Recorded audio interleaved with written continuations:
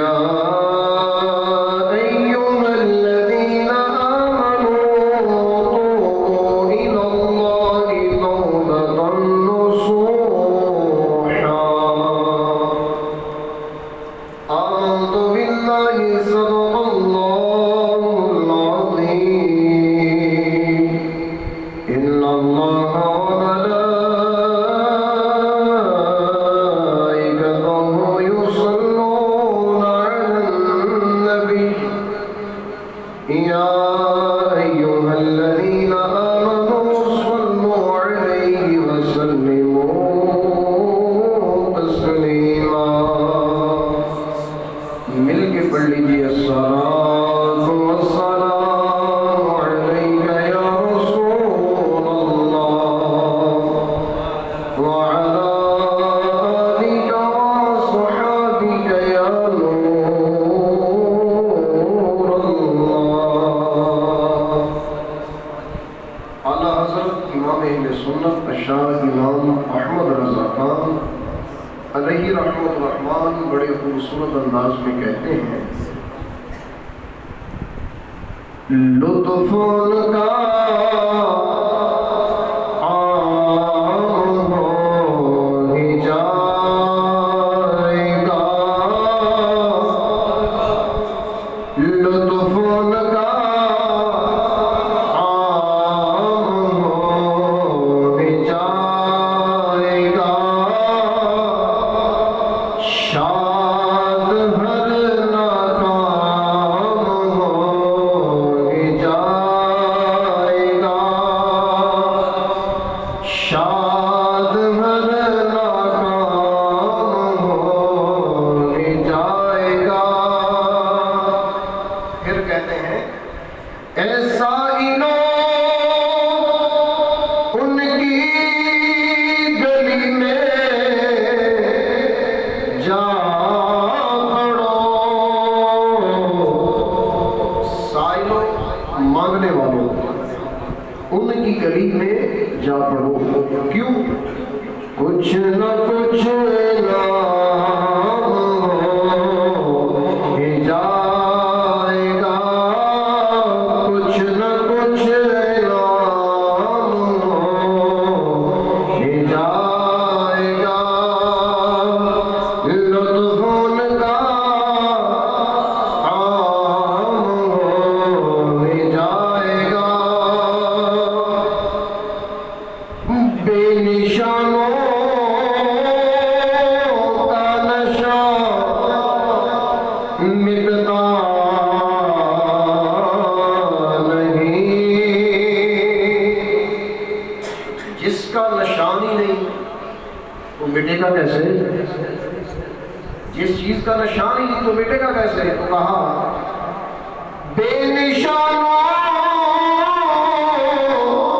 کا نشہ مٹتا نہیں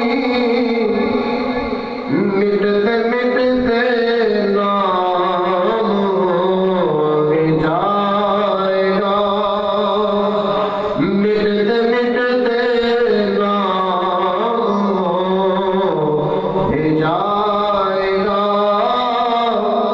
لطف ان کا عام ہو ہی جائے گا. آخر میں کہتے ہیں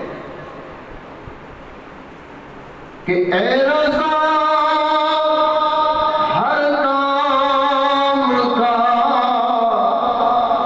ایک وقت ہے اے رضا ہر کام کا ایک وقت ہے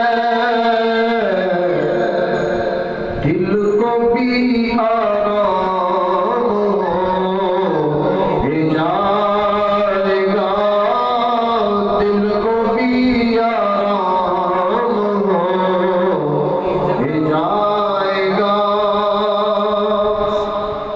اللہ رب العزت کی حمد و ثنا اور اس کے پیارے حبیب علیہ الصلوۃ والسلام کی بارگاہ مقدسہ میں ہدیۃً درود و سلام عرض کرنے کے بعد اللہ جل شانہ کی بارگاہ میں التجا ہے خالق کائنات ہماری اس مختصر سی حاضری کو اپنی بارگاہ میں قبول فرمائے۔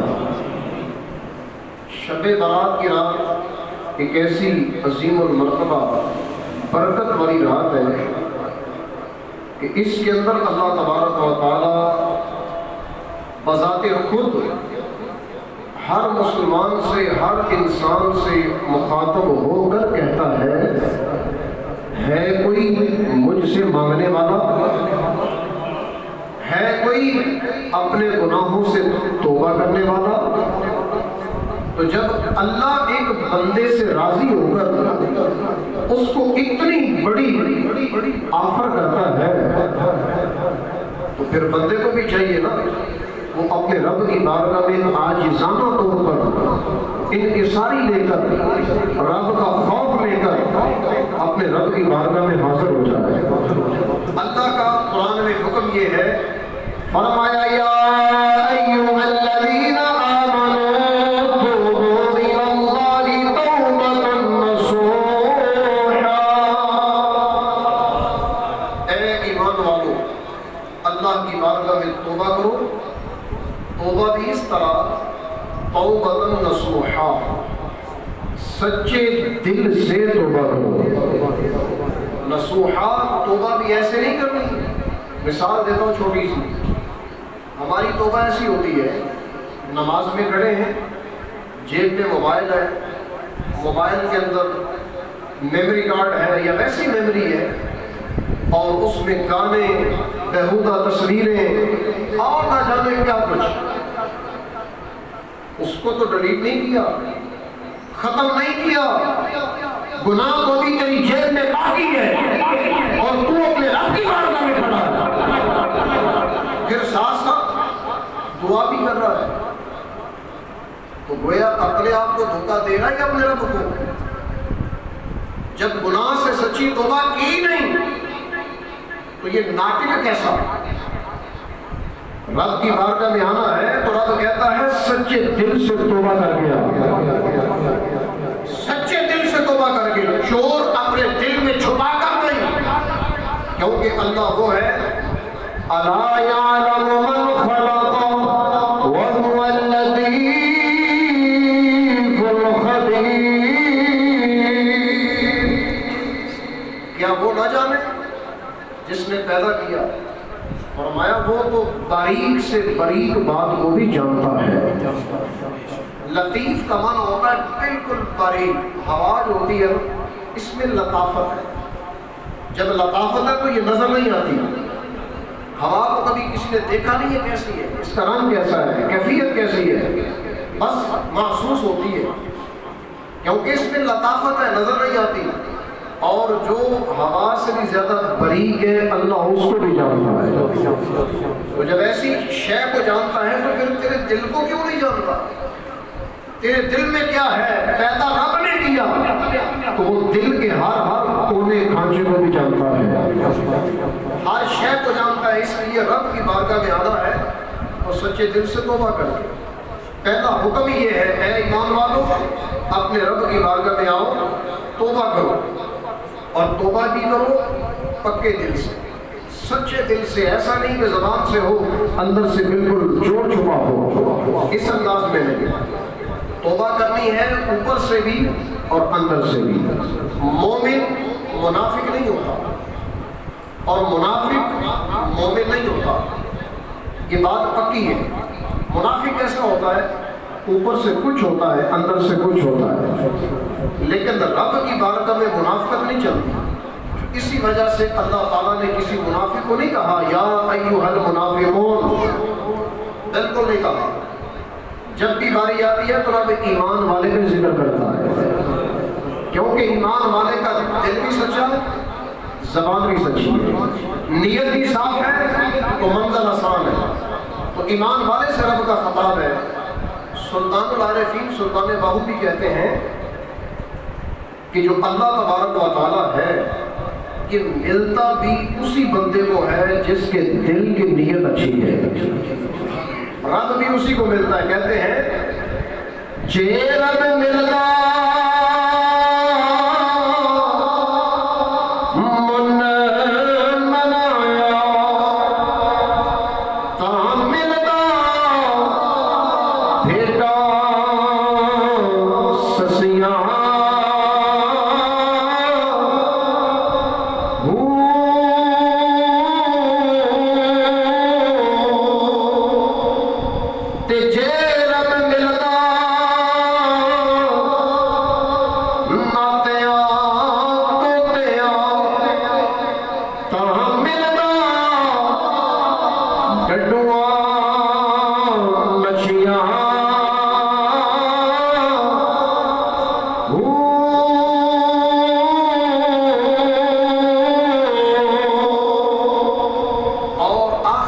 اپنی زندگی کا نچوڑ ربیو نانو ملدا بہو اے ربیو نانو ملدا بہو اے نیتاں جنہاں دیاں اچھیاں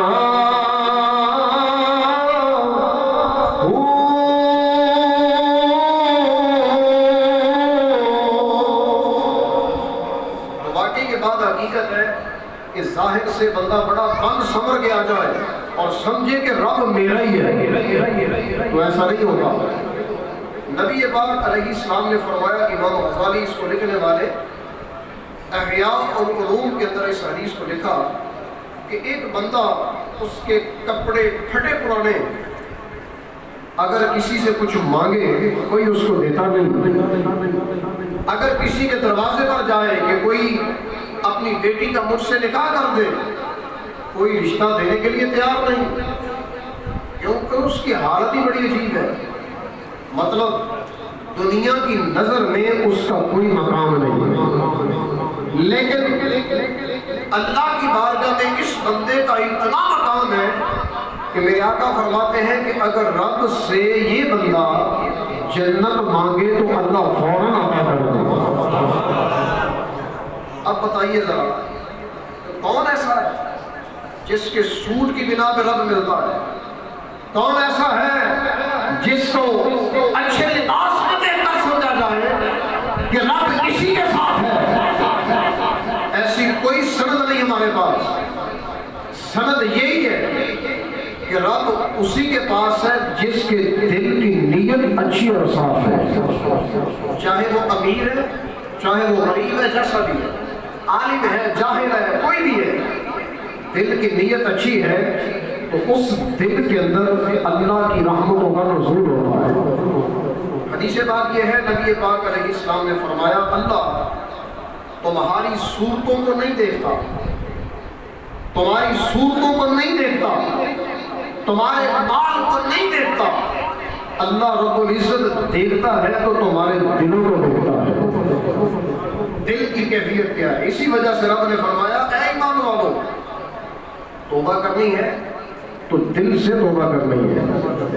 اب ایمان والا اگر دل سے توبہ کرے، شرابی ہے تو شراب پکی چھوڑ دے، زانی ہے تو پکے زنا سے توبہ کرے، آئندہ نہ کرنے کا پکا وعدہ کر لے اپنے رب سے کہ یا اللہ موت آ سکتی ہے، دوبارہ زندگی میں زنا نہیں آ سکتا، شراب بھی نہیں آ سکتی، والدین کی نافرمانی نہیں کروں گا، کبھی کسی کی زندگی میں چغلی نہیں کروں گا، غیبت نہیں کروں گا، اپنے رب سے پکا وعدہ کر لے، گناہ سے پکی توبہ ہو جائے تو اللہ شان کیا دیتا ہے، سنو سورۃ المؤمن اس کی آیت نمبر 7، یاد رکھنا ہے توبہ پکی ہونی چاہیے۔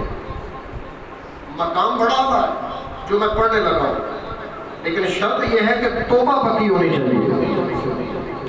اس کی اور بھی میں تھوڑی پکی کر دوں بات، کسی کو کہا جائے نا یہ داڑھی رکھ لو، تو کہتا ابھی تھوڑا سوچ لیں، سوچتے ہیں کہ داڑھی رکھنی ہے، داڑھی رکھنے میں سوچنا ہے، جب کسی سینمن میں جانا ہو، کسی بیہودہ مجلس میں جانا ہو، وہاں نہیں سوچتے، کسی جگہ پر بیہودہ کام دیکھنا ہے کوئی نہیں سوچتا، کوئی نہیں کہتا میں سوچ لیتا ہوں، گھر سے مشورہ کر کے آتا ہوں، اپنی اماں سے پوچھ لو، ابے سے پوچھ لو۔ جب دین کی باری آتی ہے تو سوچ بھی آ جاتی ہے، فکر بھی آ جاتی ہے، پتہ نہیں داڑھی رکھنے سے کیا ہوگا۔ ابھی تم نے سوچا دین کے لیے ایگری نہیں ہوا تو یہ توبہ کیسی؟ یہ توبہ نہیں ہوئی، ابھی تو ناکام ہے۔ توبہ اسی وقت سے قبول ہوگی جب دل سے تو پکی توبہ کر چکا ہوگا کہ آئندہ سے میں کبھی بھی اس طرح کا گناہ نہیں کروں گا۔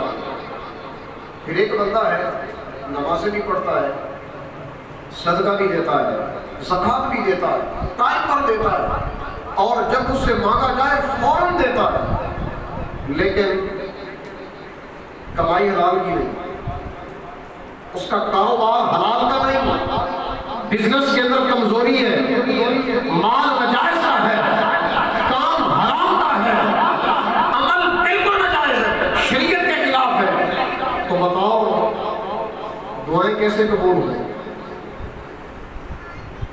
بارگاہ میں آنا کیسے قبول ہو، بیماریاں کیسے دور ہو؟ نبی پاک کی حدیث سن لو، حضور نبی مکرم شفیع معظم صلی اللہ تعالی علیہ وسلم نے فرمایا جس بندے کا کھانا حرام کا ہے، پینا حرام کا ہے اور پہننا حرام کا ہے، تو فرمایا اللہ تمہاری دعائیں کیسے قبول کرے؟ بتاؤ رب کیسے قبول کرے تمہاری دعائیں؟ تمہاری آرزویں کہ یا اللہ مجھے یہ بھی دے دے، وہ بھی دے دے، یہ بھی دے دے۔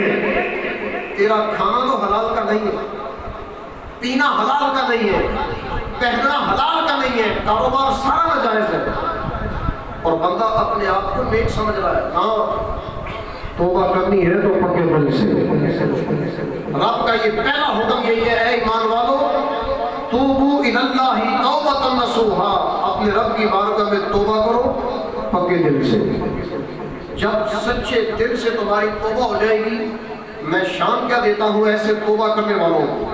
سنو سورۃ المؤمن آیت نمبر 7، فرمایا الذین یحملون العرش ومن حولہ یسبحون بحمد ربهم ویؤمنون به ویستغفرون للذین آمنوا ربنا وسعت كل شیء رحمة وعلما فاغفر للذین تابوا واتبعوا سبیلک وقهم عذاب الجحیم۔ لاجواب ہے، صرف خالی ترجمہ سناتا ہوں، ایمان ایسے تازہ ہوگا جیسے تازہ ہونے کا حق ہے۔ اللہ فرماتا ہے الذین یحملون العرش، وہ فرشتے جو اللہ کے عرش کو اٹھائے ہوئے ہیں، اللہ کے عرش کو اٹھائے ہوئے، یاد رکھنا اللہ کے عرش کے 360 پائے ہیں، 360 پائے، اور ابھی فی الحال جو اللہ کے عرش کو اٹھائے ہوئے فرشتے ہیں ان کی تعداد ہے 4۔ کتنی تعداد ہے؟ سارے بولو کتنی ہے؟ 4۔ ایک کی شکل انسان جیسی ہے، ایک کی شکل درندوں جیسی ہے، ایک کی شکل پرندوں جیسی ہے، اور ایک کی شکل جانوروں جیسی ہے۔ جس کی شکل انسانوں جیسی ہے وہ انسانوں کے حق میں رب کی بارگاہ میں رزق کی دعا کرتا ہے۔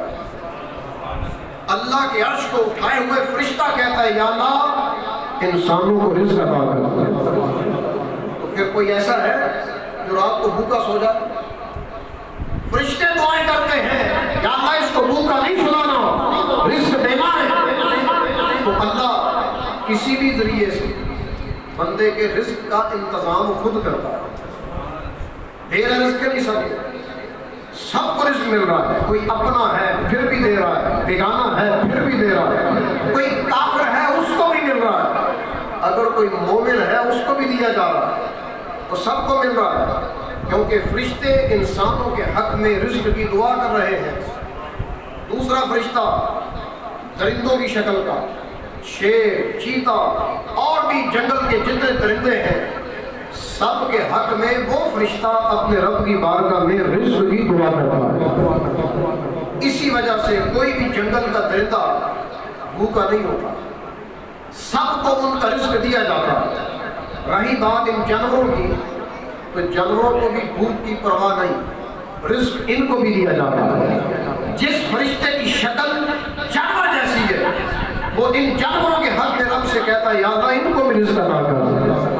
رہی بات پرندوں کی، تو پرندے بھی لاجواب ہے۔ صبح نکلتے ہیں گھونسلے سے، سب سے پہلے صبح اٹھ کر اللہ کی تسبیح بیان کرتے ہیں۔ آپ کو پتہ ہے کہ چڑیاں، کبے اور بھی اس طرح کی مخلوق صبح جب اٹھتی ہے کوک پھٹتی ہے، صبح کی اذانیں ہوتی ہیں، درختوں پر چہچہانے کا کام شروع ہو جاتا ہے۔ اصل کیا ہے یہ صبح اٹھتے ہی اپنے رب کو یاد کر رہے ہیں۔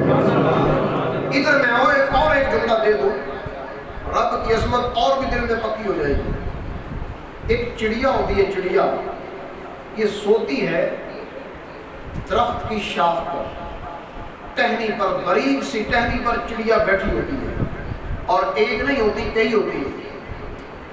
कोई टेक नहीं, कोई सहारा नहीं, बगैर सहारे के सारी रात उसी टहनी पर बैठती भी है, साथ आराम भी करती है। और मेरा रब इतना कमाल का है कि अल्लाह उस चिड़िया को जो गफलत की नींद सो गई, सहारा भी कोई नहीं, उस चिड़िया को नहीं गिरने देता। तो फिर सोच, ऐ इंसान, तुझे कैसे गिरने देगा? तुझे तो बकायदा तौर पर ये दावत देता है, ईमान वालों आओ मेरा की बारगाह में तौबा करो। कभी कहता है, ऐ ईमान वालों आओ अपने रब की बारगाह में वुजू करो, वुजू करके नमाज के लिए खड़े हो जाओ, कभी सजदा करो, कभी क़याम करो, कभी रुकू करो, कभी तुम सलाम फेर दो, जब तक तुम्हारा दिल करे मेरी बारगाह में खड़े हो, जब तक तुम्हारा दिल करे। तो फिर कितना अजीम रब है, सबको रिस्क दे रहा है। 4 फरिश्ते अपने रब के अर्श को उठाए हुए सबके हक में रिस्क की दुआ करते हैं। क़यामत वाले दिन उनकी तादाद हो जाएगी 8, और कुरान पाक के अल्फाज है 8 फरिश्ते तेरे रब के अर्श को क़यामत वाले दिन उठाए हुए होंगे। कितने फरिश्ते? 8। अभी कितने हैं? 4।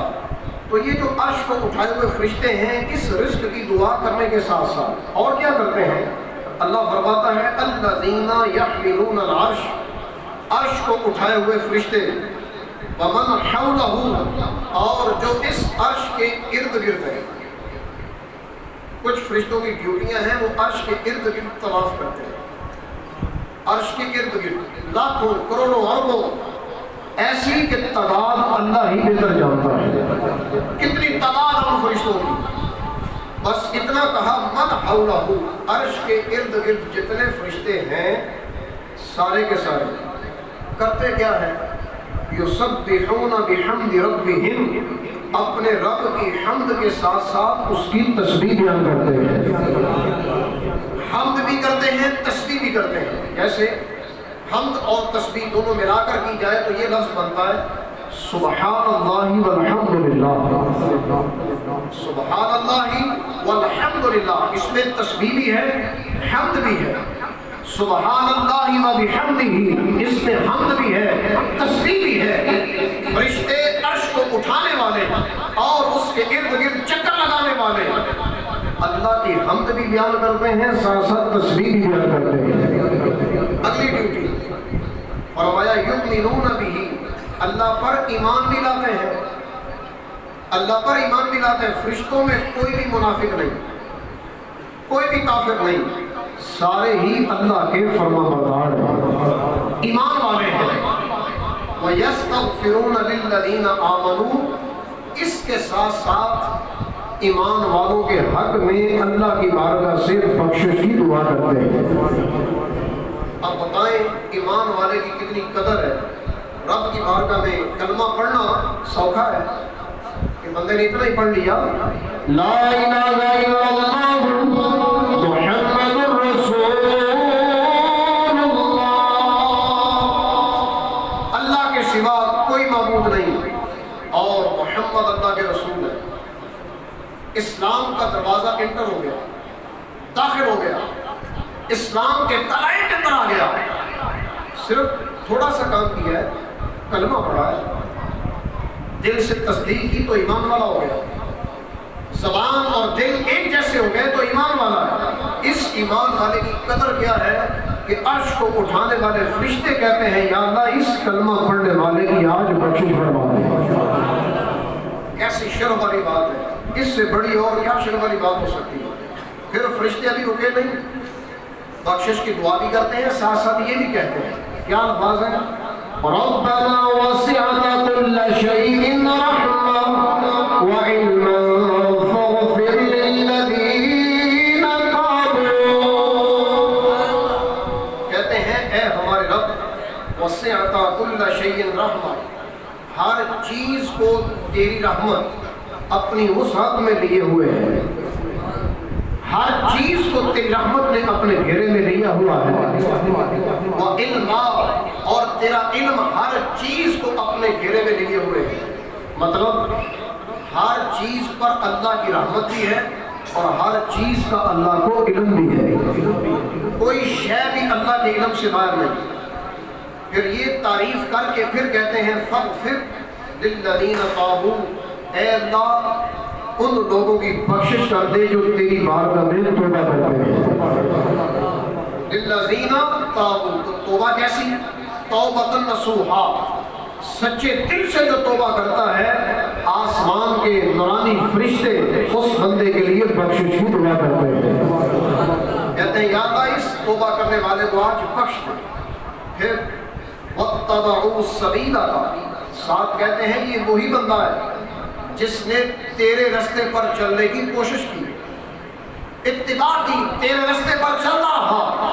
تو نے کہا شراب نہیں پینی تو اس بندے نے نہیں پی، تو نے کہا زنا نہیں کرنا اس بندے نے نہیں کیا، تو نے کہا حرام نہیں کھانا، حرام کے رستے پر نہیں چلنا تو یہ بندہ نہیں چلا، تو نے کہا کسی مسلمان کو دھوکہ نہیں دینا اس نے نہیں دیا، تیرے رستے پر یہ چلتا رہا۔ وَقِهِمْ عَذَابَ الْجَحِيمِ، تو پھر اے اللہ اس بندے کی توبہ قبول بھی کر لے اور اس کو جہنم کے عذاب سے محفوظ بھی فرما دے۔ کمال ہے، لاجواب ہے۔ فرشتے کہتے ہیں یا اللہ وَقِهِمْ، ان کو بچا، عذاب الجحیم، جہنم کے دردناک عذاب سے۔ حضرت مالک بن دینار رحمۃ اللہ علیہ بہت پیارے اللہ کے ولی ہیں، آپ شرابی تھے، توبہ کرنے سے پہلے آپ شرابی تھے، شراب پینا آپ کی عادت تھی۔ اللہ نے آپ کو ایک بیٹی سے نوازا، چھوٹی سی بیٹی تھی آپ کی، اور انتہا درجے کی مالک بن دینار کی اس سے محبت تھی، اپنی بیٹی سے بڑا پیار کرتے تھے۔ کہتے ہیں کہ ایک دفعہ میری بیٹی 2 سال کی ہوئی تو اس کا انتقال ہو گیا، 2 سال کی بیٹی مجھ سے جدا ہو گئی اور میری زندگی خراب ہو گئی، محبت تھی بہت زیادہ، اب جینا مشکل ہو گیا، لیکن میں شراب پیتا تھا اپنے نشے میں ٹون ہر وقت۔ کہتے ہیں کہ یوں زندگی گزرتی گئی، ایک دن شب برات آ گئی، شب برات، اور وہ بھی جمعے کی رات، جیسا کہ پچھلی رات گزر گئی اور آج ہفتے اور جمعے کی درمیانی رات ہے، تو کہا جمعے کی رات شب برات آ گئی اور میں معمول کے مطابق اسی طرح شراب پی، نشے کی حالت میں سو گیا۔ کہتے ہیں جیسے میں سویا مجھے خواب آیا اور خواب کی حالت میں یوں لگا جیسے میدان حشر آ گیا، میدان حشر لگ چکا ہے اور میں یوں بھاگ رہا ہوں، چل رہا ہوں۔ میں نے جب پیچھے مڑ کر دیکھا تو ایک بہت بڑا سانپ اژدہا میرے پیچھے پیچھے آ رہا ہے۔ میں اس کے خوف کے مارے اور زیادہ تیز ہو گیا، بھاگنے لگا، حتیٰ کہ آگے رستے میں ایک بزرگ کمزور، جسم بالکل کمزور آدمی سے ملاقات ہوئی۔ میں نے ان کو کہا یار مجھے بچاؤ سانپ سے، یہ مجھے اذیت دے گا۔ اس نے کہا نا آج میں کچھ نہیں کر سکتا، آگے چلے جاؤ۔ وہ آگے چلے گئے، آگے کہا کہ ایک بہت بڑی ایک بلندی تھی، ٹیلا تھا، میں اس ٹیلے پر چڑھ گیا۔ ٹیلے پر جب چڑھ کر دیکھا تو سامنے جہنم کی آگ تھی، سامنے جہنم کی آگ نظر آنے لگی، اور غیب سے آواز آئی نہ اس بندے کو جہنم میں پھینکا نہ جائے، کیونکہ ابھی یہ جہنمی نہیں بنا، ابھی یہ جہنمی نہیں بنا، اس کو جہنم میں نہ ڈالا جائے۔ کہا غیب سے آواز آئی تو مجھے تھوڑی تسلی ہو گئی کہ ابھی میں نے جہنم میں نہیں جانا، ابھی مجھے بچا لیا گیا۔ کہتے ہیں کہ میں پھر تھوڑا واپس آیا اور رستے میں کسی طرف سے آواز آئی کہ فلاں جگہ پر کچھ امانتیں پڑی ہیں، اس بندے کو بھی وہاں لے جاؤ، ہو سکتا ہے اس کی امانت بھی وہاں موجود ہو، کوئی امانتیں ہیں اس کی امانت ہو سکتا ہے وہاں موجود ہو۔ مالک بن دینار کہتے ہیں کہ مجھے پہنچا دیا گیا ایک بہت بڑا گنبد تھا، گنبد نما، تو اس کے آگے پردے لگے ہوئے تھے، ہر دروازے کے آگے پردہ۔ کہتے ہیں جیسے میں اندر داخل ہوا تو اندر تھے چھوٹے چھوٹے بچے، چھوٹے چھوٹے بچے دوڑ کر میری طرف آئے، اور انہی بچوں کے اندر ایک میری بیٹی بھی تھی جو 2 سال کی ہو، چھوٹی سی بیٹی دوڑ کر میری طرف آئی اور پہچان گئی یہ میرے والد صاحب ہیں، دوڑ کر آ کر میری گود میں بیٹھ گئی۔ امانت مل گئی، جس امانت کی طرف اشارہ تھا وہ امانت مل گئی۔ بچی گود میں بیٹھی ہے اور گود میں بیٹھ کر بڑا کیا کہتی ہے، قرآن پاک کی ایک آیت پڑھتی ہے، چھوٹی سی بچی پڑھتی کیا ہے، أَلَمْ يَأْنِ لِلَّذِينَ آمَنُوا أَن تَخْشَعَ قُلُوبُهُمْ لِذِكْرِ اللَّهِ۔ اس بچی نے قرآن پڑھا، کیا ابھی وہ وقت نہیں آیا کہ ایمان والوں کے دل اپنے رب کی بارگاہ میں جھک جائے؟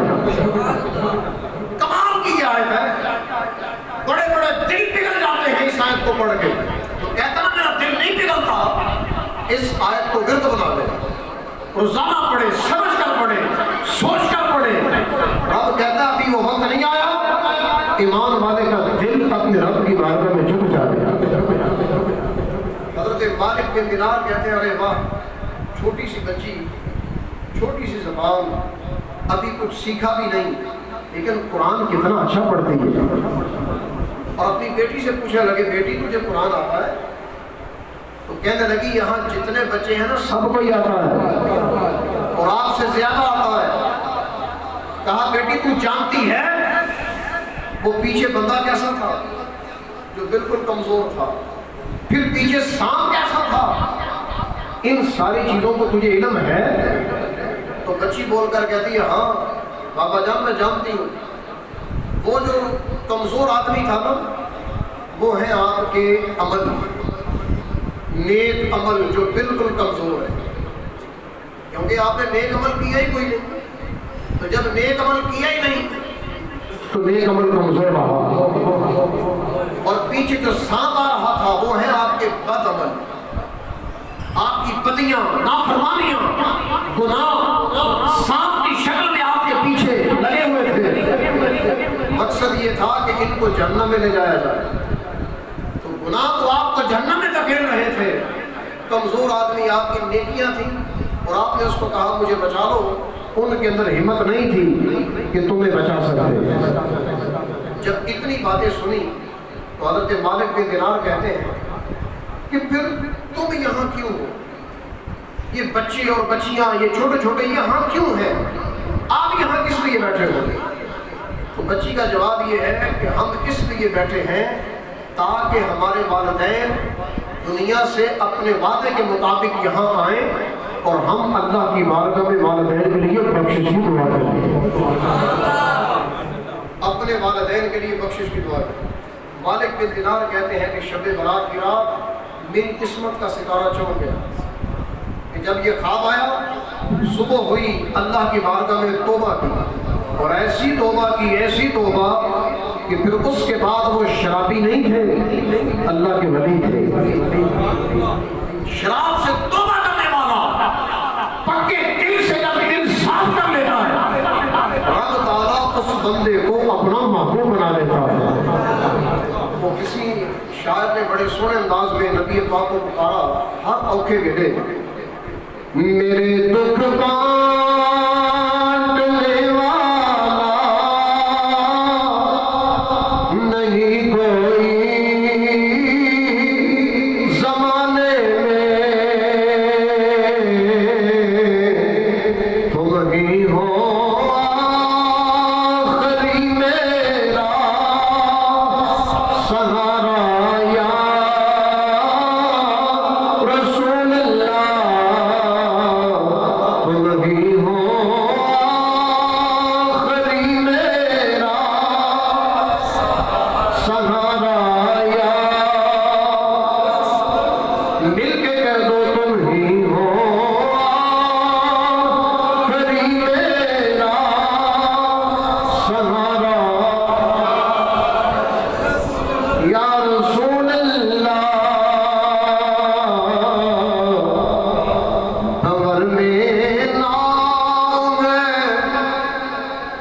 فقیر کی جلدی خبر لینا.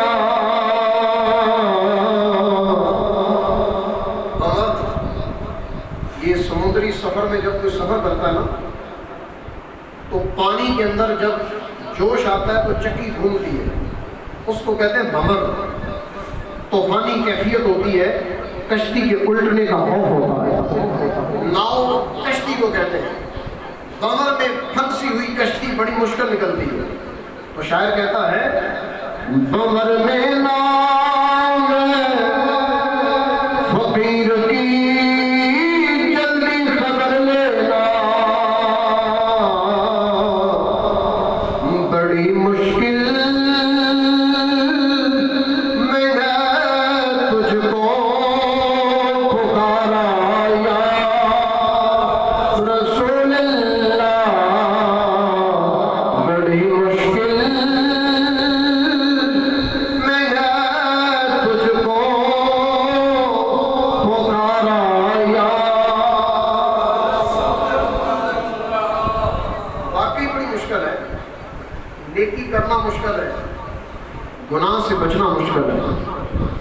دور ہی ایسا چل رہا ہے، ہر بندہ دوسرا گناہ کی طرف لے چلنے کے لیے تیار ہے اور نیکی کی طرف چلنے کے لیے کوئی بھی تیار نہیں. اگر کوئی تیار بھی ہوتا ہے نا تو اس کے اندر عیب نکال کے اس کا ستیہ ناش کر دیا جاتا ہے. عیب نکال کر، حالانکہ عیب ہوتا نہیں بنا دیا جاتا ہے. ارے یار کچھ خود نہیں کر سکتے تو اوروں کو تو کرنے دو. خود نہیں کر سکتے تو اوروں کو تو کرنے دو. خود اگر میں نیکی نہیں کر سکتا تو دوسرے کو روکتا کیوں ہوں؟ میں کون ہوتا ہوں اگلے کو نیکی سے باز رکھنے والا؟ یاد رہے مشکات کی ایک حدیث پاک یاد آ گئی. نبی پاک صلی اللہ تعالی علیہ وسلم نے ارشاد فرمایا پہلے زمانے میں دو بھائی تھے، ایک بدکار تھا اور ایک نیک تھا.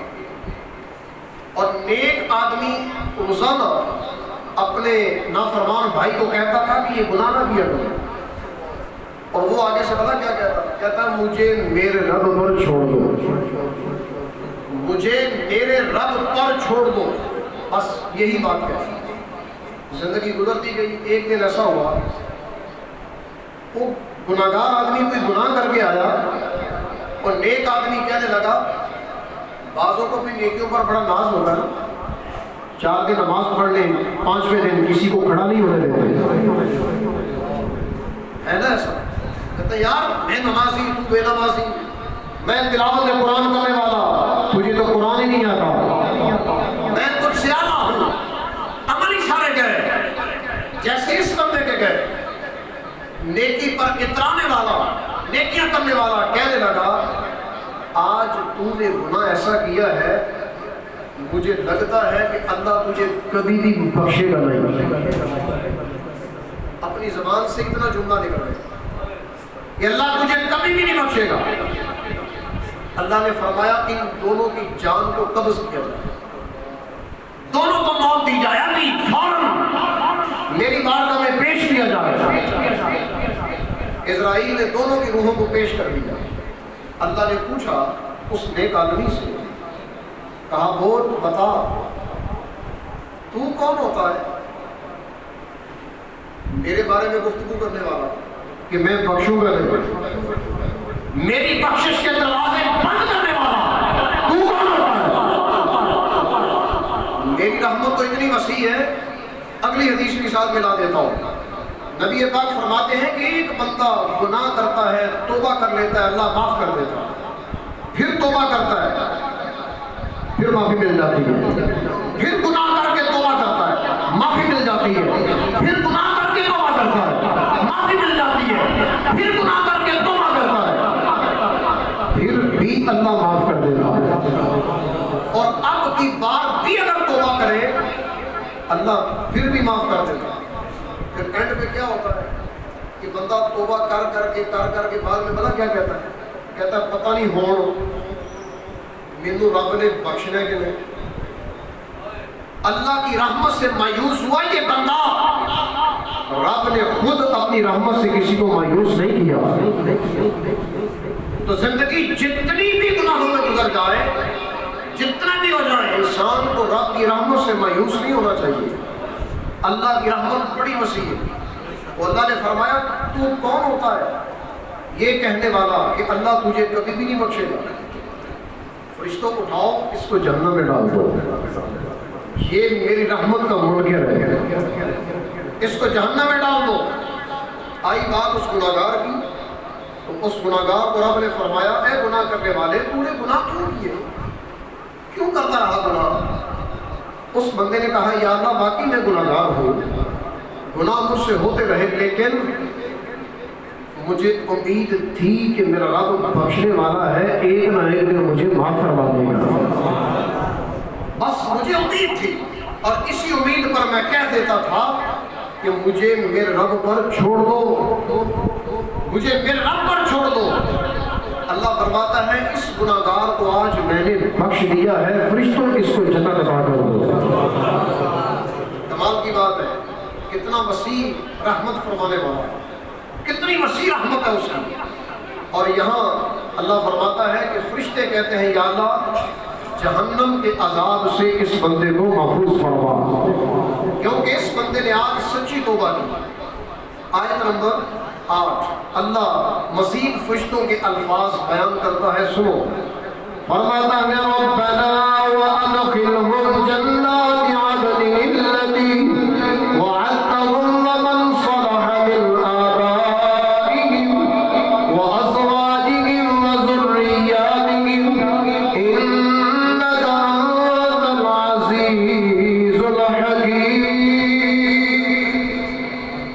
فرمایا فرشتے کہتے ہیں ربنا اے ہمارے رب، ادخلهم جنات، ان ایمان والوں کو، توبہ کرنے والوں کو، بخشش مانگنے والوں کو، سچی توبہ کرنے والوں کو اپنی جنت میں جگہ عطا فرما۔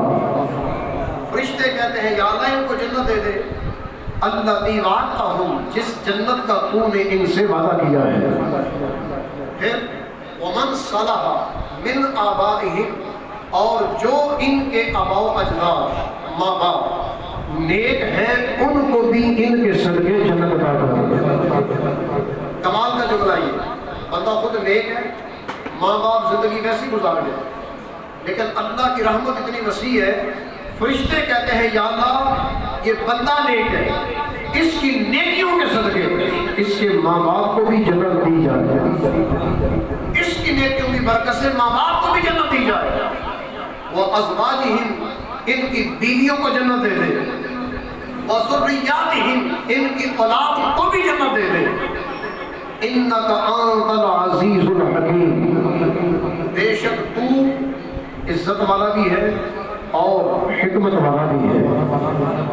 کتنے کمال کے جملے ہیں کہ فرشتے خود دعا کرتے ہیں یا اللہ ان نیک توبہ کرنے والوں کی اولاد کو بھی، ان کی بیویوں کو بھی، ان کے ماں باپ کو بھی جنت میں اعلیٰ درجہ عطا کر۔ آیت نمبر 9 اگلے جملے یہ ہیں، فرمایا وَقِهِمُ السَّيِّئَاتِ وَمَن تَقِ السَّيِّئَاتِ يَوْمَئِذٍ فَقَدْ رَحِمْتَهُ وَذَلِكَ هُوَ الْفَوْزُ الْعَظِيمُ۔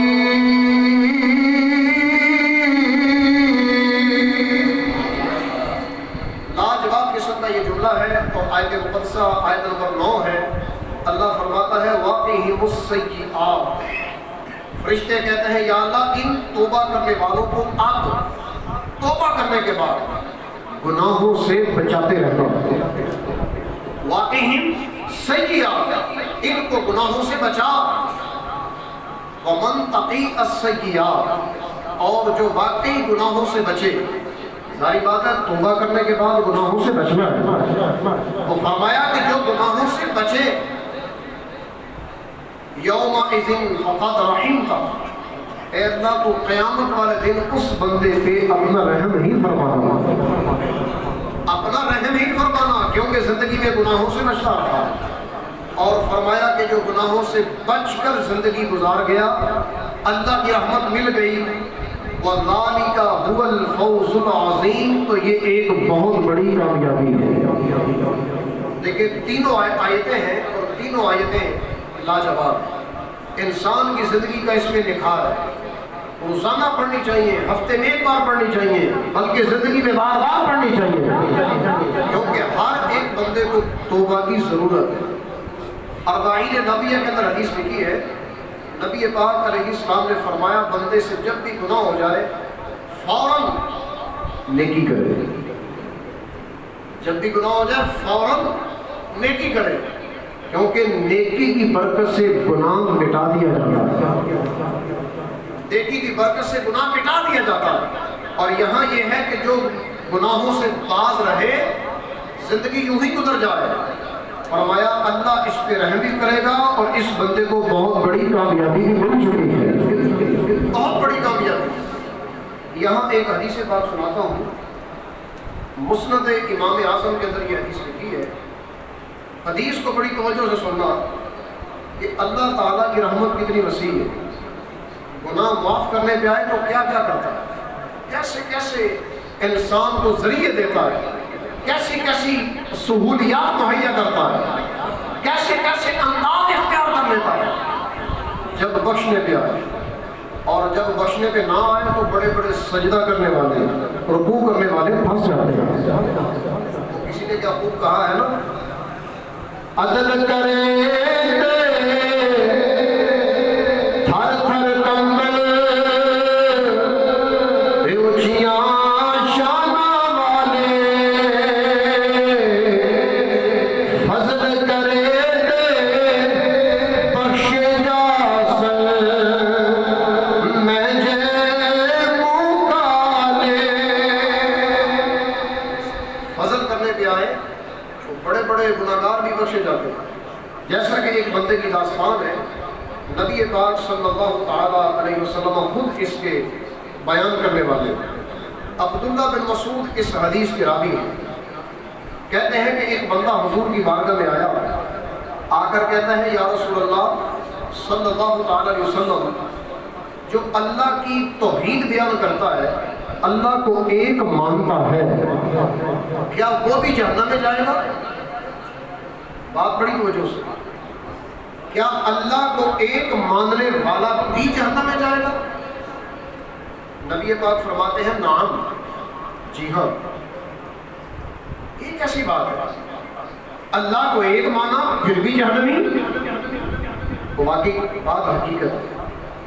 وہ کتنے اللہ کو ایک ماننے والے ہیں اور ایسے ایسے گناہ کر جاتے ہیں کہ بندہ خود حیران ہو جاتا ہے. پھر واقعی سمجھ میں آتا ہے کلمہ پڑھا پھر بھی جہنمی، کلمہ پڑھ کے بھی جہنمی، اپنے آپ کو جہنم سے آزاد نہیں کرا سکا. ضروری ہے قدم قدم پہ توبہ کی جائے، قدم قدم پہ رب سے معافی مانگی جائے، قدم قدم سے اللہ کی رحمت کو طلب کیا جائے. گناہ سے بچنا یہ اللہ کی رحمت سے ہوتا ہے، نیکی کرنا یہ بھی اللہ کی رحمت سے ہوتا ہے. کیونکہ لفظ پڑھا جاتا ہے لا حول ولا قوت الا باللہ. مل کر بولے ذرا کیا پڑھا جاتا ہے؟ پھر پڑھے ایک دفعہ. کوئی آپ میں سے ایسا ہے جو مجھے اس کا مفہوم سمجھا دے سادے لفظوں میں، اس کا مطلب کیا؟ پڑھتے تو سارے ہی ہیں، جب بھی اوقات میں آتا ہے کہتے لا حول ولا قوت الا باللہ. کبھی سوچا یہ ہے کیا چیز، کیسی تسبیح ہے یہ، کیسا انداز ہے یہ؟ یہاں بندہ بلا کیا کہہ رہا ہے، لا حول ولا قوت. حول مانا ہوتا ہے پھیرنا، دور کرنا، مطلب گناہوں سے دوری نہیں ہو سکتی. ولا قوت، اور نیکی کرنے پر قوت نہیں ہو سکتی الا باللہ، مگر اللہ کی توفیق کے ساتھ.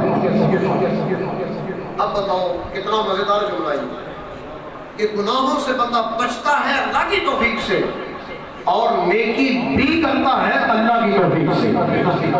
اس میں بندے کا اپنا کوئی کمال نہیں، اللہ توفیق دیتا ہے تو بندے آ کر مسجد میں بیٹھ جاتے ہیں. اللہ توفیق دیتا ہے تو کوئی آتا ہے مہمان بن کر اور کوئی وہاں پہلے سے موجود ہوتا ہے میزبان بن کر. کسی کو بے زبان بنا دیا، کسی کو مہمان بنا دیا، کسی کو عطا کرنے والا بنا دیا، کسی کو کھانا کھلانے کی ڈیوٹی دے دی، کسی کو کھانا کھلانے والا بنا دیا۔ تو یہ نیکیاں کرنا، گناہوں سے بچنا، یہ اللہ اپنی توفیق سے ہی عطا کرتا ہے۔ دوبارہ کہا کہ کلمہ پڑھنے والا جہنمی؟ نبی پاک فرماتے ہیں ہاں بالکل جہنمی۔ فرمایا رجل فی قعر جہنم، جہنم کی ایک وادی کے اندر ایک بندہ ینادی بالحنان المنان، اللہ تبارک و تعالیٰ کو صدا دے رہا تھا، کہہ رہا تھا الحنان المنان۔ یہ دو اللہ تعالیٰ کے صفاتی نام ہیں، ایک الحنان ایک المنان۔ سارے بولے ذرا، سارے بولے، پھر بولے الحنان المنان۔ اس کا مطلب ہوتا ہے احسان کرنے والا، کرم نوازیاں کرنے والا۔ تو یہ لاجواب قسم کی اللہ تعالیٰ کی صفت ہے۔ تو بندہ جہنم کی وادی میں کہہ رہا ہے الحنان المنان، یہاں تک کہ اس کی آواز کو جبریل نے سن لیا۔ جہنم سے آواز آئی، سنی جبریل نے، اور جبریل تعجب کرنے لگے اس کی آواز سے، کہنے لگے العجب العجب، مجھے تعجب ہے، بندہ جہنم میں ہے اور پھر بھی اللہ کا نام لے رہا ہے۔ وہ جہنم میں بھی کوئی اللہ کا نام لیتا ہے؟ یہاں تعجب کی بات ہے، بندہ آگ میں ہے، اللہ کو یاد کر رہا ہے۔ ثم لم يسير حتى يسير بين يدي عرش الرحمن ساجدا، یہاں تک کہ جبریل آئے اللہ کی بارگاہ میں عرش کے سامنے، رب کی بارگاہ میں سجدے میں گر گئے، اور سجدے میں گر کر کہنے لگے یا اللہ، ایک بندہ ہے جہنم کے اندر سڑ رہا ہے، جل رہا ہے، پھر بھی تیرا نام لے رہا ہے، الحنان المنان۔ اللہ فرماتا ہے کہ تجھے یہ عجیب لگا، ما رأیت من العجائب، اور تجھے یہ عجیب لگا؟ جبریل کہتے ہیں ہاں یا اللہ بالکل عجیب بات ہے کہ جہنم میں سڑ رہا ہے پھر بھی تیرا نام لے رہا ہے۔ فرمایا اچھا اس کو لے آؤ، اگر تمہیں عجیب لگا ہے نا تو پھر اس کو لے آؤ، جہنم سے نکال دو۔ جبریل بڑی خوشی سے مالک جہنم کے پاس آتے ہیں۔ جہنم کے دروازے پر ایک فرشتے کی ڈیوٹی ہے، اس کا نام ہے مالک۔ کیا نام ہے اس فرشتے کا؟ مالک۔ تو مالک کے پاس آئے، آ کر کہتے ہیں ارے مالک، جہنم کے اندر ایک بندہ ہے اللہ کو یاد کر رہا ہے، اللہ نے فرمایا ہے اس کو نکالو، میری بارگاہ میں حاضر کر دو۔ حضرت مالک رضی اللہ تعالیٰ عنہ جہنم کے اندر یوں دور کرتے ہیں، اس بندے کو تلاش کرتے ہیں، لیکن وہ بندہ ملتا نہیں، بندہ ملتا نہیں۔ حالانکہ علماء نے لکھا، اگلے الفاظ حدیث کے یہ ہیں کہ مالک جہنم ایسے ہیں کہ جو بندے کو بھی جانتے ہیں، اس کے ماں باپ کو بھی جانتے ہیں، اس کی اولاد کو بھی جانتے ہیں، اس کا پورا نسب جانتے ہیں، لیکن آج یہ واحد بندہ ہے جس کو حضرت مالک بھی نہ جان سکے۔ اور آ کر بلا کیا کہنے لگے؟ کہتے ہیں وَلَا الْحَدِيدُ مِنَ الرِّجَالِ وَلَا أَعْرَفُ الْحِجَارَ مِنَ الْحَدِيدِ، میں پہچان نہیں سکا کہ جہنم کے ذرات کہاں ہیں، جہنم کا لوہا کہاں ہے، اور جہنم کے انسان کہاں ہے۔ جوش کی وجہ سے ہر شے مکس ہو چکی ہے، انسان ذرات میں پھنس گئے، ذرات لوہے میں پھنس گئے، سب آپس میں مکس ہو گئے، سمجھ نہیں آ رہی انسان کدھر ہے، ذرات کدھر ہے، جہنم کا جوش اتنا۔ یہ کیفیت آ کر بیان کی۔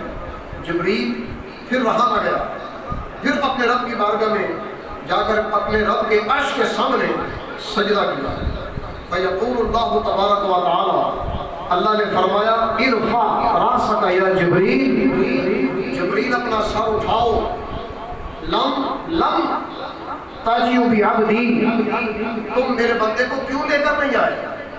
حالانکہ اللہ کو تو سارے پتہ ہے، لیکن اللہ یہاں فرما رہا ہے میرے بندے کو کیوں نہیں لے کر آئے؟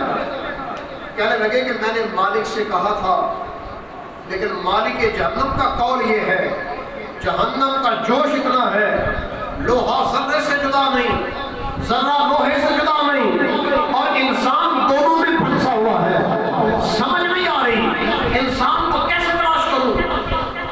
یہ قول ہے مالک جہنم کا۔ اللہ فرماتا ہے ان عبدی فی قعر کذا و کذا، اللہ نے خود ہی رہنمائی کر دی، فرمایا جہنم کے فلاں وادی کے کونے پر ایسا ایسا بندہ بیٹھا ہوگا، جہنم کے فلاں کونے کی وادی پر ایسا ایسا بندہ بیٹھا ہوگا، اس کو اٹھاؤ لے آؤ۔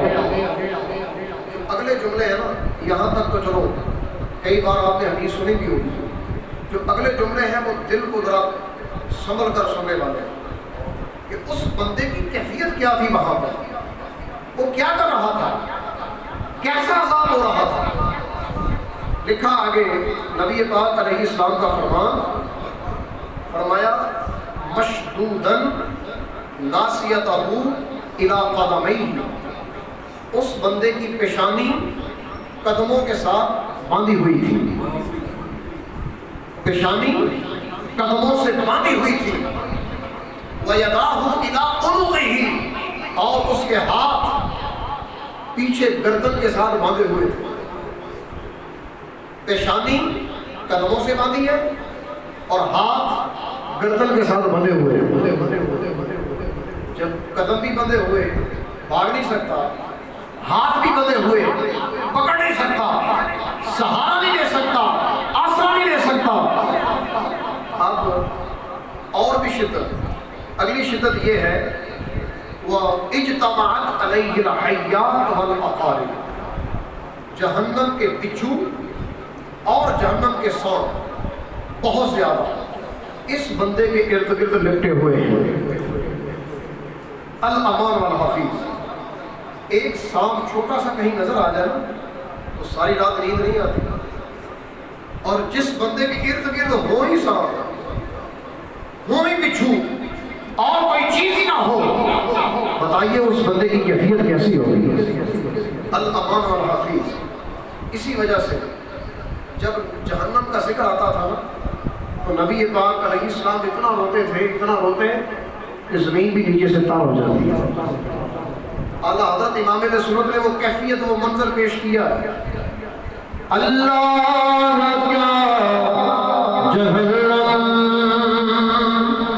اب بھی نہ سرد ہوگا، اللہ کیا جہنم اب بھی نہ سرد ہوگا، رو رو کے مصطفیٰ نے دریا بنا دیے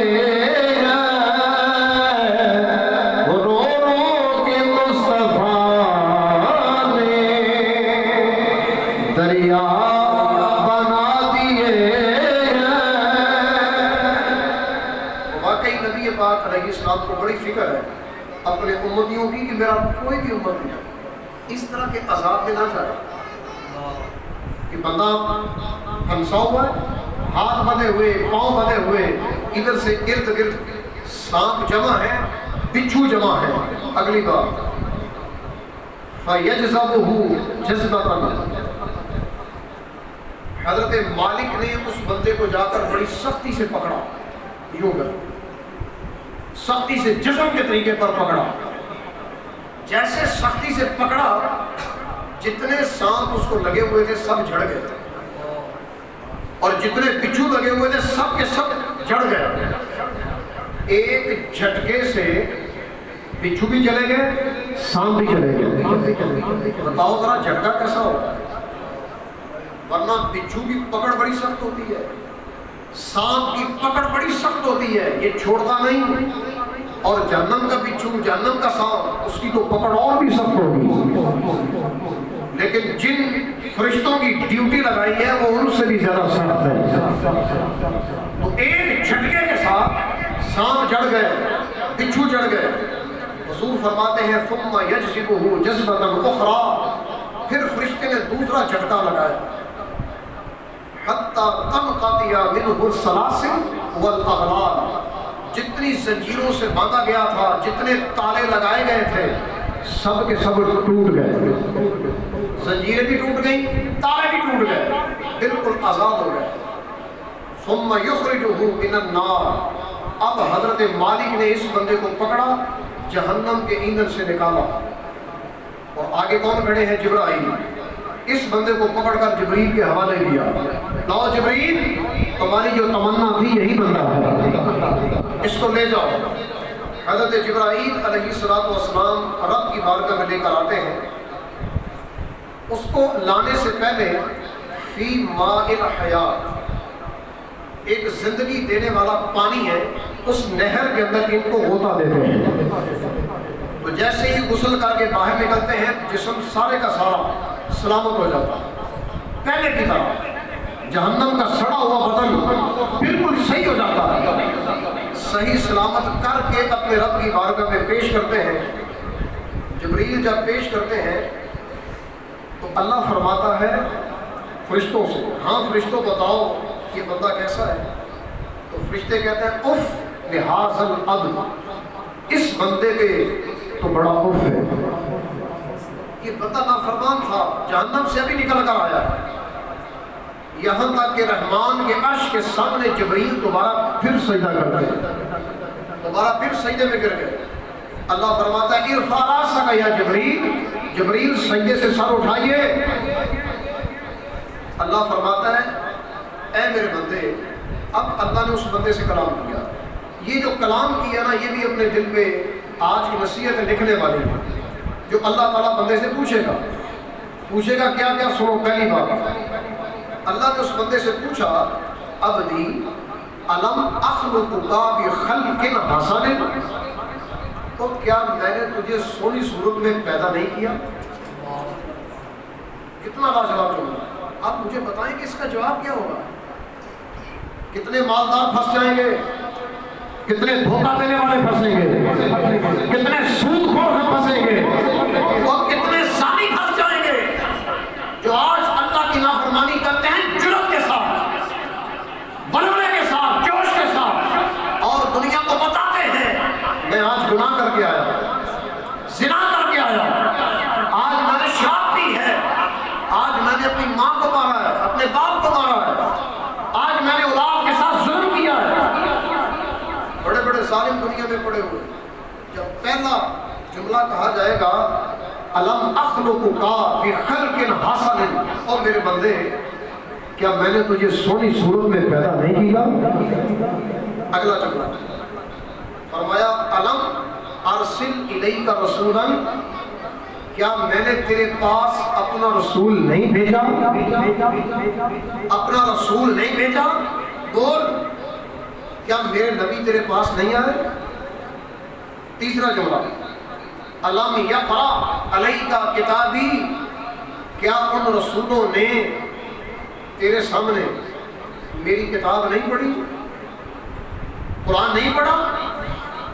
تجھے علماء سکھاتے نہیں رہے، سمجھاتے نہیں رہے، تجھے ہر حرام کام سے روکنے کی دعوت نہیں دی؟ چوتھا جملہ الم یأمرک وینہاک، کیا تجھے میرے رسولوں نے گناہوں سے روکا نہیں، نیکی کا حکم نہیں دیا؟ چار جملے ہو گئے۔ پانچواں حتی یقر العبد، یہاں تک کہ ساری باتوں کا بندہ اقرار کرے گا، مان جائے گا، کہے گا یا اللہ تو نے مجھے حسن دیا، پکی بات ہے، میرے پاس رسول آئے مانتا ہوں، سامنے کتابیں پڑھی، تورات، زبور، انجیل، قرآن پڑھتے رہے، بالکل میں اقرار کرتا ہوں۔ پھر کہا کہ اللہ کے نبیوں نے نیکی کا حکم دیا، برائی سے منع کیا، مانتا ہوں۔ فیقول اللہ، تو پھر اللہ فرمائے گا لما فعلتا کذا و کذا، پھر تو نے یہ ایسے ایسے کیوں کیا؟ جب تو یہ مانتا ہے سب کچھ، پھر تو نے یہ کیوں کیا؟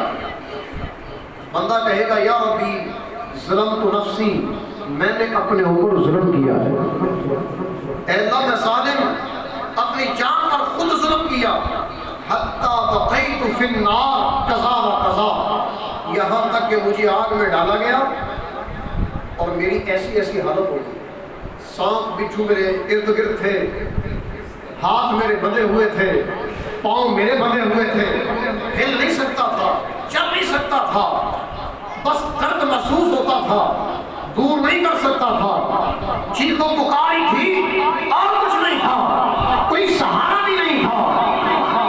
اس حالت کے اندر کہتا ہے، اس حالت کے اندر لم اقطع رجائی منک، میں نے تجھ سے اپنی امید کو توڑا نہیں، اس اوکھے ویلے بھی میں نے تجھ سے جو امید لگائی ہے اس امید کو میں نے توڑا نہیں۔ فیقول اللہ تبارک و تعالیٰ، حضور فرماتے ہیں، اللہ فرماتا ہے کہ جب تم میری رحمت کی امید رکھتا ہے، میرے فضل کا امیدگار ہے، تو اللہ فرماتا ہے اشہدو یا ملائکتی بِأَنِّي رَحِمْتُهُ، کہا اے میرے فرشتوں آج گواہ ہو جاؤ میں نے اس بندے پہ رحمت کر دی ہے، اس کو جنت میں لے جاؤ۔ اب مجھے یہ بتائیے کتنا عظیم رب ہے، جب بخشنے پہ آتا ہے تو انداز بھی خود ہی بیان کر دیتا ہے، ایسے ایسے کر لو بخشے جاؤ گے، جب پکڑنے پہ آتا ہے تو بڑے بڑے پکڑے جاتے ہیں۔ اسی وجہ سے انسان کو نیکی کر کے تکبر نہیں کرنا چاہیے، نیکی کر کے تکبر نہیں ہونا چاہیے، اور گناہ کر کے آکڑنا نہیں چاہیے۔ بندے گناہ کر کے آکڑتے ہیں، کہتے ہیں جی ہمیں کون پوچھنے والا ہے، جب چھوٹا سا بخار آتا نا، تھوڑا سا اوقات خود ہی سمجھ میں آ جاتی ہے کہ میری اوقات کیا ہے، کچھ بھی نہیں۔ ذرا ان کو دیکھو جو کھا پی نہیں سکتے، ہسپتالوں میں پڑے ہوئے ہیں، کھانا پینا بند ہے، راتیں دن گزر رہے ہیں، ان کو نہیں پتا رات کب آتی ہے دن کب آتا ہے۔ ذرا ان سے پوچھو خوشی کیا ہوتی ہے، غمی کیا ہوتی ہے، ان کو نہیں معلوم، زندگی ان کی غموں میں گزر رہی ہے۔ اگر اعضاء اچھے ہیں، طاقت ہے، حسن ہے، اس کو لگاؤ نا اپنے رب کی بارگاہ میں۔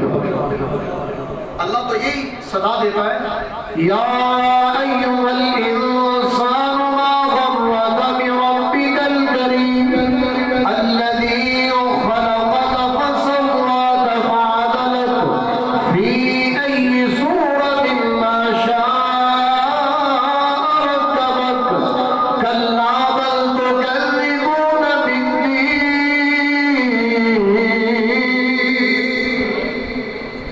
اے انسان، ما غرک بربک الکریم، کس بات نے تجھے دھوکے میں ڈالا اپنے رب کی بارگاہ میں آنے سے؟ اور رب بھی کیسا کریم، کرم والا، عزت والا، شرف والا، بخشنے والا۔ تو عزت والے رب کی بارگاہ میں آنے سے اے انسان تجھے کس بات نے دھوکے میں ڈالا؟ اللہ کیسا کریم ہے، الذی خلقک، تجھے پیدا کیا۔ پیدا ہونے میں ذرا دیکھ لو، بندہ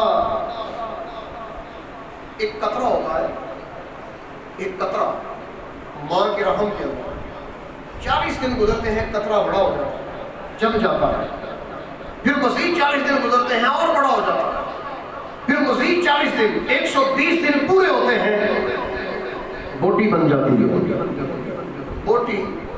اور ان تینوں مرحلوں کا ذکر اللہ نے قرآن میں بار بار کیا ہے تاکہ انسان کو اس کی اوقات یاد ہوتی رہے، کہیں بھول نہ جائے اپنی اوقات کو، اوقات یاد رکھنی چاہیے۔ 120 دن کے بعد بوٹی ہو گئی جس کو چبایا جائے۔ کمال بات ہے یہ، اس چھوٹی سی چبانے والی بوٹی کے اندر اللہ نے آنکھیں بھی بنائی، ناک بھی بنایا، کان بھی بنائے، جسم بھی بنایا، ہاتھ بھی بنائے، پاؤں بھی بنا دیے۔ بوٹی کتنی ہے؟ چھوٹی سی، مضغہ، عربی کا لفظ ہے مضغہ، اتنی بوٹی جس کو چبایا جائے، اور جس کو چبایا جائے وہ بالکل چھوٹی سی ہوتی ہے۔ تو چھوٹی سی بوٹی کے اندر جو تیرے اعضاء پیدا کرے، پھر ان کو بڑا کرے، گوشت چڑھائے، پھر سانس بنائے، زمین میں آ گیا، آواز دیتا ہے، اللہ اللہ کرتا ہے، جوان ہوتا ہے، حسن و جمال آتا ہے۔ دیا کس کہاں سے لے کر آیا تجھے؟ کہاں سے لے کر آیا؟ کہاں تک پہنچا دیا؟ جوانی دے دی، حسن دے دیا، بال سونے دے دیے، تیرا چہرہ نورانی کر دیا، حسن پہ تم ناز کرنے لگا۔ کوئی جم میں جا کر ناز کرتا ہے، کوئی باڈی بلڈر بن کے کسی کو رہنے نہیں دیتا۔ وہ تکبر کہاں سے آ گیا؟ یہ جسم تو رب نے دیا ہے، حسن تو رب نے دیا، اسی کی بارگاہ میں تکبر، غرور، یہ کیسا؟ یاد رکھ، اللہ فرماتا ہے الذی خلقک، تجھے پیدا کیا، فسواک فعدلک، دو لفظ ہیں، سواک فعدلک، تجھے برابر بنایا۔ برابر کیسے؟ دیکھ لو، انگلیاں برابر ہیں، یہ انگلی دونوں برابر ہے، ساتھ والی دونوں برابر ہے، اس کے ساتھ والی برابر ہے، اس کے ساتھ والی برابر ہے، ہاتھ دونوں برابر ہے، پاؤں برابر ہے۔ ایسا نہیں ہے ایک انگلی بہت زیادہ بڑی ہو، دوسری بہت زیادہ چھوٹی ہو، ٹیڑھا میڑھا نہیں بنایا، اور کئی ٹیڑھے میڑھے بھی بنا دیے۔ میں جانتا ہوں ایسے بندوں کو، ایک بندہ ایسا ہے اس کے دونوں ہاتھ نہیں ہیں، دونوں ہاتھ نہیں ہیں، اور اس کی دونوں ٹانگیں بھی نہیں ہیں، دونوں ہاتھ بھی نہیں ہیں، دونوں ٹانگیں بھی نہیں ہیں۔ اور جب میں نے پوچھا کہ یہ کام کیا کرتا ہے تو بتایا گیا کہ یہ نشہ بیچتا ہے۔ اندازہ کریں انسان کیسا ہے، ہاتھ بھی نہیں تھے، ٹانگیں بھی نہیں تھیں، اور حالت کیا ہے؟ اللہ کی نافرمانی۔ اور اگر ٹانگیں ہوتی، ہاتھ ہوتے تو پھر یہ کیا کرتا؟ اور اگر ہمارے ہیں تو اللہ کا شکر ادا کریں۔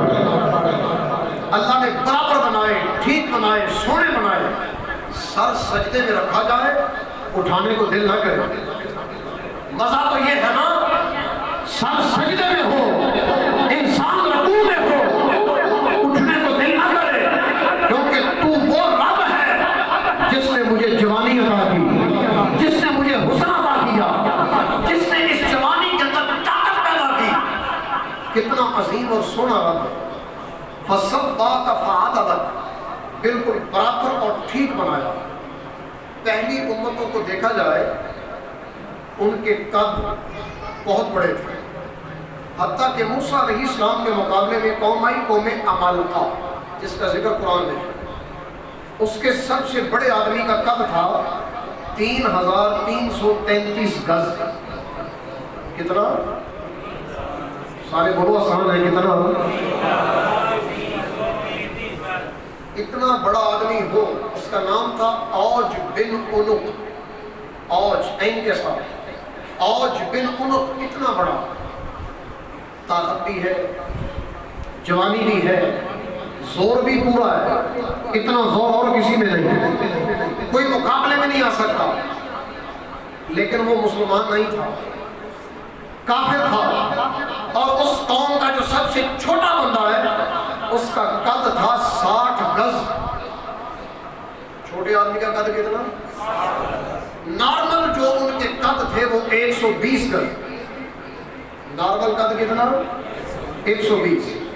اور حضرت موسیٰ علیہ السلام نے اپنے چند بندوں کو بھیجا کہ جاؤ اس قوم کو اللہ کی دعوت دو، ایک رب کی طرف بلاؤ۔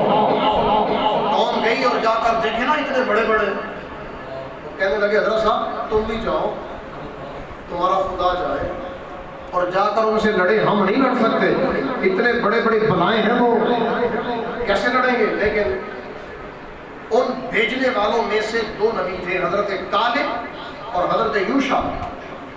حضرت یوشع بن نون کہتے ہیں کہ اللہ کی قسم اٹھا لی، کہا اللہ کی قسم سورج غروب ہونے سے پہلے میں ساری قوم ہی ہلاک کر دوں گا۔ جن کو اپنے رب کی ذات پہ فخر ہوتا ہے نا، اپنے رب کی ذات کی طرف توجہ ہوتی ہے، ان کو آگے مرد مقابل کا خوف نہیں ہوتا۔ تو کہا سورج ڈوبنے سے پہلے قوم کا حساب تمام کروں گا۔ جنگ شروع ہو گئی، لڑتے رہے، یہاں تک کہ بندے ابھی باقی ہیں، کاٹنے والے، مرنے والے، ابھی مرے نہیں، کہ سورج غروب ہونے کے قریب ہو گیا۔ اور یہ بھی نبی ہے، حضرت یوشع، حضرت موسیٰ علیہ السلام کے ساتھ رہتے تھے۔ ان کے ساتھی بھی ہیں، اللہ کے نبی بھی ہیں، ہم اثر ہیں. بھلا کیا کہنے لگے؟ کہتے ہیں سورج سن، تو بھی اللہ کے حکم کا پابند ہے اور میں بھی اللہ کے حکم کا پابند ہوں. ذمہ داری دونوں کی سیم سیم ہے، لہٰذا مجھے قتل کر لینے دے، ڈوبنا نہیں، ورنہ میری قسم ٹوٹ جائے گی. اللہ نے ادھر سے سورج کو حکم دیا اس وقت تک رک جا جب تک میرا نبی ان کافروں کو واضح جہنم نہیں کر لیتا. آؤ نا اپنے رب کے رستے پر. پھر رب تعالیٰ تمہارے لیے کیسے آسانیاں پیدا کرتا ہے. بات یہ کر رہا تھا کہ اتنے بڑے بڑے آج وہ بھی قبروں میں سو گئے، زمین کھا گئی، بڑے بڑے مر گئے، زمین کھا گئی، لیکن امت مصطفیٰ میں سے کوئی بھی 60 گز کا نہیں، کوئی بھی 120 گز کا نہیں. میرے مصطفیٰ کا امتی کوئی بھی 3333 گز کا نہیں. وجہ وہ پہلے اتنے بڑے بڑے یہ چھوٹے کیسے ہو گئے؟ چھوٹی چھوٹی مخلوق 5-5 فٹ 6-6 فٹ، بس کوئی زیادہ چھلانگ مارے گا 10 فٹ، ایک قول کے مطابق 15 فٹ کا بھی ہے. وہ 15 فٹ کا سب سے بڑا، چلنا دشوار، پینا مشکل، رہنا مشکل، زندگی مشکل، لیکن چھوٹے چھوٹے. تو نبی پاک علیہ السلام کا قد کتنا ہے یہ نہیں کبھی غور کیا؟ پوری مخلوق کے اندر دیکھا جائے تو نبی پاک کا قد کتنا ہے؟ صحابہ کہتے تھے کہ حضور جب صحابہ میں تشریف فرما ہوتے، قد آپ کا نہ بہتا اونچا نہ بہتا نیچا، درمیانہ. لیکن کمال یہ کہ جب حضور صحابہ میں جلوہ گر ہوتے، جب یہ چاند ستاروں میں جلوہ گر ہوتا تو سب سے نمایاں نظر آتے. حضور سب میں نمایاں نظر آتے. صحابہ کہتے ہیں کہ جب حضور چلتے تھے نا، جب چلتے تھے تو سرکار دھیمے دھیمے قدموں کی بات آئی تو میں اور بھی آگے چلوں. حضور کے قدم اتنے نرم تھے، اتنے نرم کہ جتنا موم نرم ہوتا ہے. ہمارا قدم ہوتا ہے درمیان میں خالی، کنارے زمین پر لگتے ہیں، درمیان نہیں لگتا.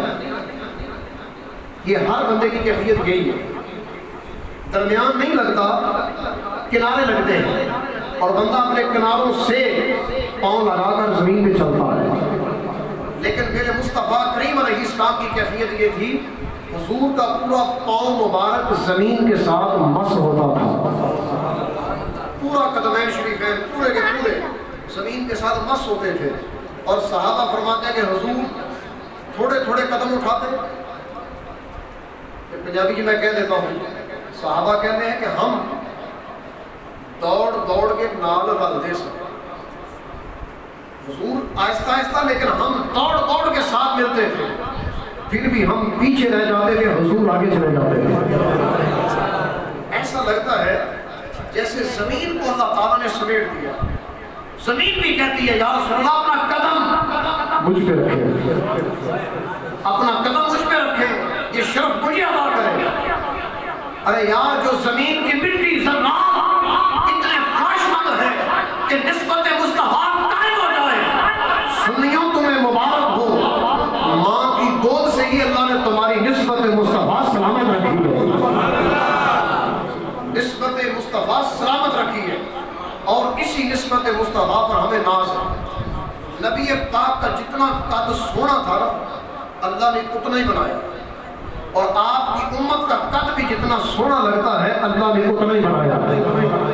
کوئی لمبے چھوٹے زیادہ نہیں کیے، جتنا سونا. پھر حضور فرماتے ہیں کہ تم اتنے خوش نصیب ہو، اللہ نے اپنے نام کے ساتھ تمہیں 2 نام عطا کیے.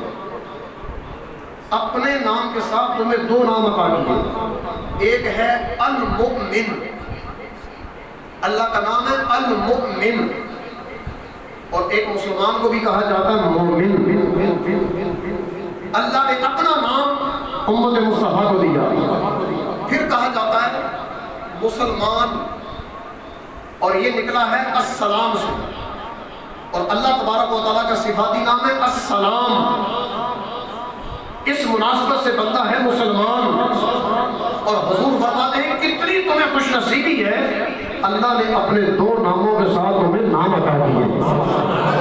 یار اللہ کا ہمارے ساتھ اتنا پیار، اپنے نام کے ساتھ تمہیں یاد کیا، اپنے نام کے ساتھ تمہیں یاد کیا، کبھی شب برات میں یاد کیا، کبھی لیلۃ القدر میں یاد کیا، کبھی رمضان میں یاد کیا، کبھی رحمت کے دروازے کھولے، اور کبھی نبی پاک کی زبان سے کہلوایا۔ اور امتی ابھی بھی دور ہے، قرآن پڑھنا نہیں آتا، معذرت ہے، قرآن میرے سامنے ہے، اوپر سے دے کے کہا جانا یار پڑھ تو صحیح کیا لکھا ہے، کلام رب کا ہے، محبت رب سے ہے، پڑھتے صحیح اللہ نے لکھا کیا ہے۔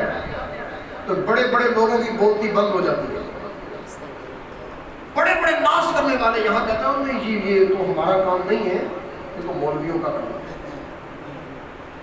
تو اس کا مطلب یہ نکلا کہ تم سرکار کی امتی نہیں ہو، کوئی اور مخلوق ہے۔ نہ ایسے جملے نہ کہو، میرے مصطفیٰ کو دکھ ہوتا ہے۔ ایسا اگر امتی کہے نا کہ میں نہیں کر سکتا تو میرے مصطفیٰ غمگین ہو جاتے ہیں، آقا کے دل کو دکھ ہوتا ہے۔ بلکہ اگر نہیں آتا تو سیکھنے کی کوشش کرو۔ رمضان آ رہا ہے، ایک مہمان بن کر آئے گا، ہماری کیا تیاری ہے؟ جس کو پڑھنا نہیں آتا وہ بھی ویسے ہی بیٹھا ہے کہ نہیں آتا، چل خیر کوئی گل نہیں، رمضان کون سا ایک بار آیا، پہلے بھی آتے تھے ابھی آیا ہے چلا جائے گا۔ نہیں، یہ کوئی زندگی ہے۔ بدل، اپنے اندر بدلاؤ پیدا کر۔ پہلے قرآن پڑھنا نہیں آتا تھا تو پڑھ کے دے، اگر پڑھنا آتا ہے تو سمجھ کر دے، پھر بتا میرے رب کے بارے میں تیرا کیسا تصور ہے، نبی پاک کے بارے میں تیری کیسی کیفیت ہے، تیری نمازوں میں تیرا کیسا تصور ہے، تیرا نماز میں دل کیوں نہیں لگتا، قرآن پڑھنے کو دل کیوں نہیں کرتا؟ جب تجھے سمجھنا آتا ہے، بولنا آتا ہے، پکڑنا آتا ہے، دیکھنا آتا ہے، اس ویلے سے پہلے کر لے کہ جس ویلے کے اندر آ کر بندے کی آنکھیں بھی کام نہیں کرتی، اس ویلے کو پچھتاؤ گے جب ہاتھ بھی جواب دے جاتے ہیں، زبان بھی ٹیڑھی ہو جاتی ہے، بولتی نہیں، کان بھی سننا بند کر دیتے ہیں کیونکہ اب تھک گیا، زندگی کے آخری ویلے کو پہنچ گیا۔ آخری آیت مقدسہ پڑھ کے اپنے کلام کا اختتام کرتا ہوں۔ اللہ کہتا ہے دو آیتوں میں، لَقَدْ خَلَقْنَا الْإِنسَانَ فِي أَحْسَنِ تَقْوِيمٍ ثُمَّ رَدَدْنَاهُ أَسْفَلَ سَافِلِينَ۔ ہم نے انسان کو سونی صورت میں پیدا کیا۔ چھوٹا بچہ کتنا سونا ہوتا ہے، جوانی بھی سونی ہوتی ہے، چہرے پر ایک بھی وٹ نہیں ہوتا، نہیں نہ ہوتا، جوانی اچھی ہے، ہر بندے کو اچھی لگتی ہے۔